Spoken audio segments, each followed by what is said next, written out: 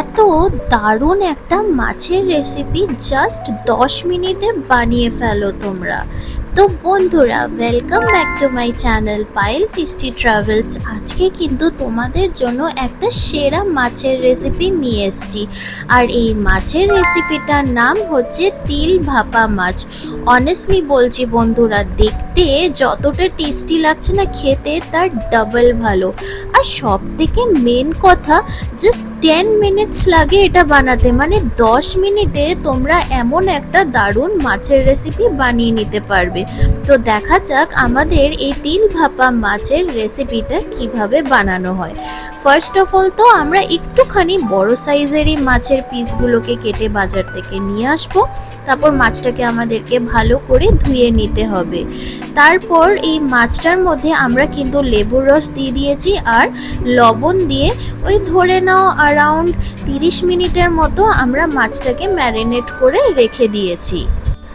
মাছের যে একটা আষ্টা গন্ধ থাকে, এই লেবুটা ওর জন্যই কিন্তু দেওয়া। লেবুটা দিলে কিন্তু মাছের আষ্টা গন্ধটা আর করে না। তো এবার আমরা একটা পেস্ট বানিয়ে নেব, যেটার জন্য আমরা মিক্সচার গ্রাইন্ডারের মধ্যে কয়েকটা রসুন নিয়ে নিয়েছি আর এর মধ্যে নিয়ে নিয়েছি আমরা তিল।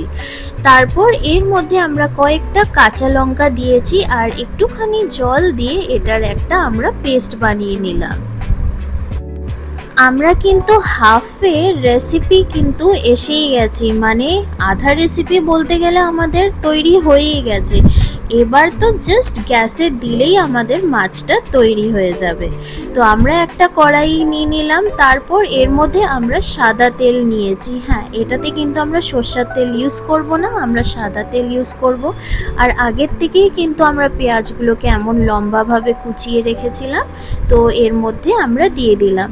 তারপর পেঁয়াজটাকে কিন্তু আমাদের একটুখানি ভেজে নিতে হবে। যেমন কি বন্ধুরা, তোমাদেরকে আমরা প্রমিস করেছিলাম যে একেবারে রেস্টুরেন্ট স্টাইলের ডিশগুলো তোমাদের জন্য 10 থেকে 15 মিনিটের মধ্যে কিভাবে ইজিলি বাড়িতেই বানিয়ে নিতে পারবে, অমনি টাইপের রেসিপি কিন্তু তোমাদের জন্য অনেক আসতে চলেছে।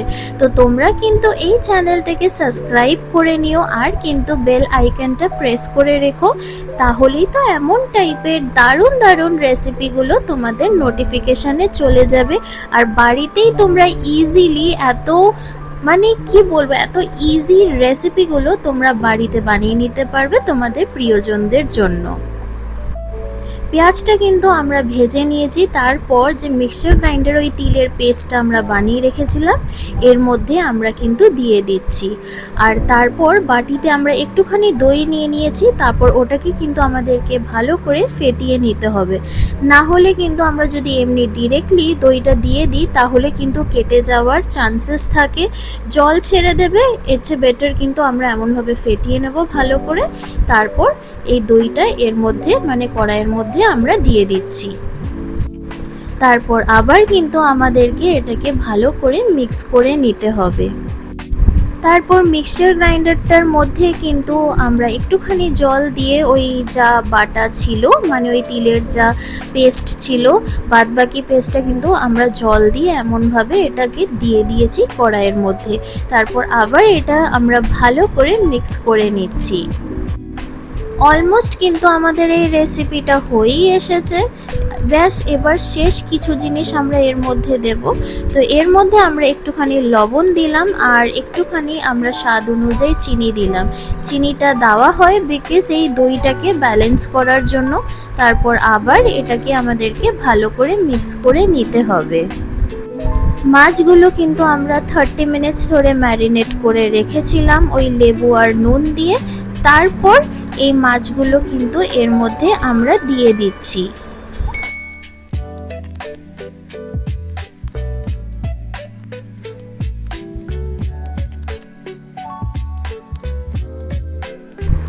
এটা যেন একটুখানি স্পাইসি হয় খেতে, তো মানে একেবারে যে খুব ঝাল সেটা না, তো কাঁচা লঙ্কার ঝালটা কিন্তু এর মধ্যে খেতে খুবই ভালো লাগবে। তো আমরা কিন্তু কাঁচির সাহায্যে এমনি কাঁচা লঙ্কাগুলো কেটে কেটে এর মধ্যে দিয়ে নিলাম, তারপর আবার একটুখানি মিক্স করে দিলাম। তো আর এর মধ্যে আমরা ঢাকা দিয়ে নিলাম, আর ব্যাস, ঢাকা খুলতেই আমাদের এই মাছের ঝোলের কালারটা জাস্ট দেখো, মানে দেখেই খেতে ইচ্ছে করবে।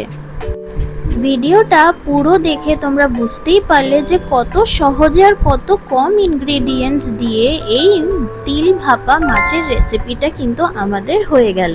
And if you like this recipe then please do like and subscribe my channel and press the bell icon for more such amazing recipes. আরেকটা ফান ফ্যাক্ট তোমাদেরকে বলি, তিল কিন্তু পেট ঠান্ডা করে, আর এইটা যখন তোমরা টেস্ট করবে না, পুরো একটা পোস্তর ফিলিং পাবে। মানে খেয়ে বোঝাই যাচ্ছে না যে এর মধ্যে তিল আছে, মনে হবে যে পোস্ত দিয়েই কিন্তু মাছটা রান্না করা হয়েছে। তো তাই জন্য বলছি বন্ধুরা, এটা কিন্তু তোমরা চটপট বানিয়ে ফেলো বাড়িতে, একেবারে 10 মিনিটের মধ্যে হয়ে যাবে। আর আমাকে কিন্তু কমেন্ট সেকশনে জানাতে ভুলো না যে তোমাদের এই রেসিপিটা কেমন লাগলো। তো আবার দেখা হবে তোমাদের সাথে এমনই সুন্দর রেসিপি নিয়ে। টিল দেন সকলে ভালো থেকো, and thank you for watching my video. Bye everyone, have a good day.